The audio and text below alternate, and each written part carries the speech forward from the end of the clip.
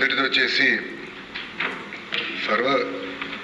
సమగ్ర శిక్ష అభియాన్ కింద ఉన్న ప్రాజెక్ట్ కింద పనిచేస్తున్న ఉపాధ్యాయులకి అదేవిధంగా డేటా ఎంట్రీ ఆపరేటర్స్కి జీతాలు ఎంత చెల్లిస్తుందని దానిపైన మాట్లాడటం జరిగింది అధ్యక్ష నా దగ్గర ఉన్న సమాచారం మేరకు మేము 4 రాష్ట్రాలతో కంపేర్ చేసాం. ఒకటి ఆంధ్రప్రదేశ్, తెలంగాణ, కేరళ, తమిళనాడు.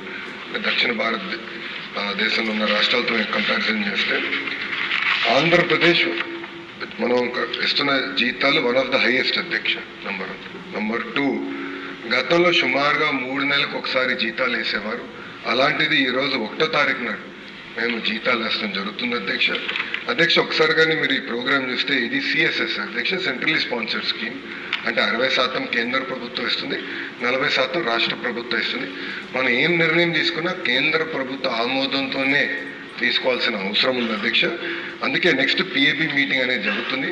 ఆ పిఏబి మీటింగ్లో తప్పనిసరిగా మనకి పనిచేస్తున్న వాళ్ళ కోసం తప్పనిసరిగా మేము పోరాడుతాం. జీతాలు పెంచేదానికి మీ కేంద్ర ప్రభుత్వం కూడా సంప్రదింపులు చేసి మేము ఆ ప్రక్రియ ముందలు తీసుకెళ్తామని గౌరవ సభ్యులు తెలియజేస్తున్నారు అధ్యక్ష.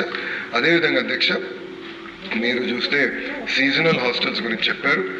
తప్పనిసరిగా 100కి